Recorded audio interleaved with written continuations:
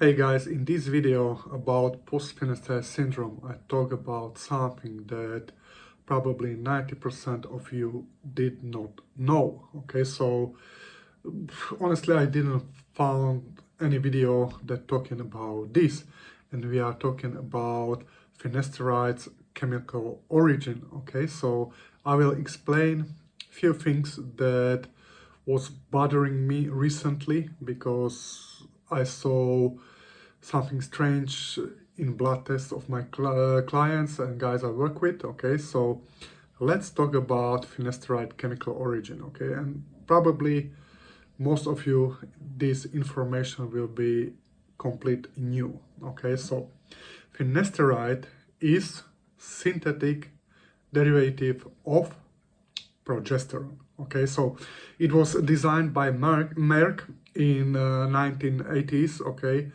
using progesterone steroid skeleton as a base structure because progesterone is a natural inhibitor of 5-alpha reductase. Okay, so the enzyme that converts testosterone to DHT. Okay, but chemically, okay, so progesterone nucleus, pregnant structure, okay, is modified to enhance this 5-alpha reductase binding. Okay, because if you do it with like normal progesterone, okay, so this binding is not too strong. Okay, but this is how it's enhanced. Okay, to be like strong 5-alpha reductase binding. Okay, finasteride for as a steroid, a progesterone analog that fits tightly into 5-AR enzyme active sites, okay, forming a stable enzyme inhibitor complex.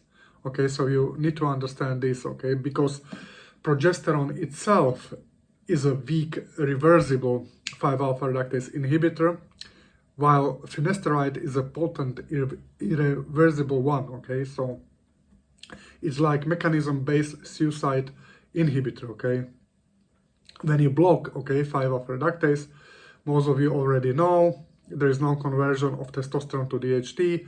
DHT level falls, reduce androgen signaling. Okay, progesterone metabolism shift since 5-alpha reductase also convert progesterone into dihydroprogesterone, allopregnanolone, a neurosteroid that is really crucial. Okay, so for our mood and even erection and all these kind of things. Okay, so when you inhibit 5-alpha reductase enzyme, you block the conversion of progesterone into neuroactive metabolites, okay, which then can influence mood, libido, and erectile function. Okay, so the other question is, I see it quite often, does finasteride raise progesterone levels?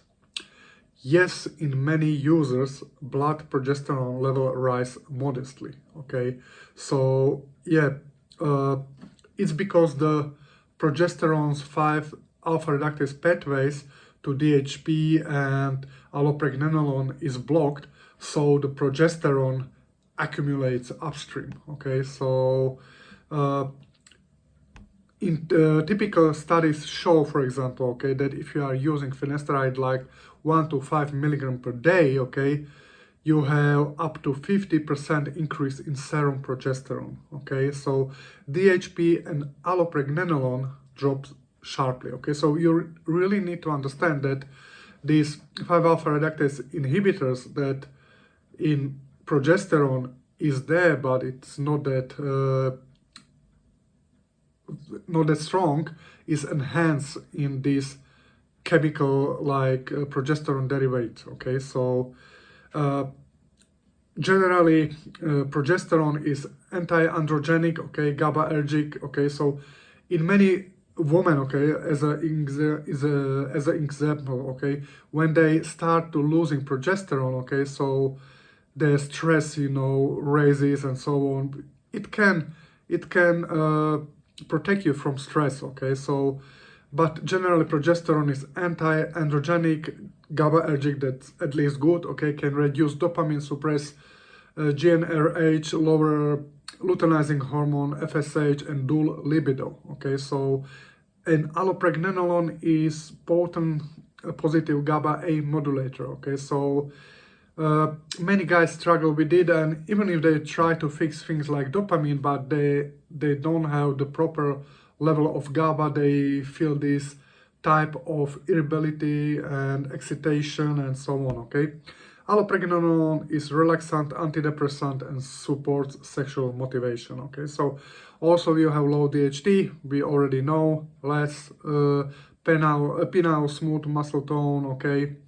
Low enos, okay, so that we need for proper erection, and of course we have also low dopamine, okay? So yeah, the combination of elevated progesterone, reduced allopregnanolone, low DHT is creating emotional blunting, low libido, ED, anhedonia, anxiety, and paradoxical GABA dysfunction, okay? So especially if GABA-A receptor desensitization follows, okay? Because yeah, progesterone is pro-GABA, okay, but we need this desensitization of GABA-A receptors is much more crucial than like boosting GABA, okay, because if your it's the same like for dopamine, okay, so it's much better than you have sensitive dopamine receptors than, you know, super sky high dopamine, okay, and the same for GABA, okay.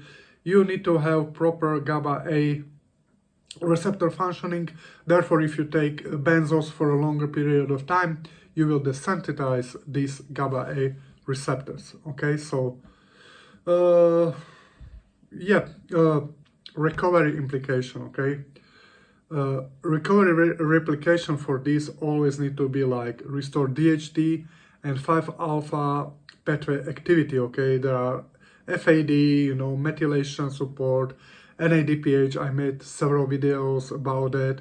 You also need to rebuild neurosteroids in proper way, okay? So PA, but you need to understand it will take some time. It's not like, you know, tomorrow is everything great, okay? You can also take allopregnanolone precursors, okay? So there are things like magnesium, taurine, okay? So also you need to rebalance dopamine and androgen receptors signaling, okay? So guys, let me know if you knew this, and if you need my help, you will find a link under this video for my coaching. Bye.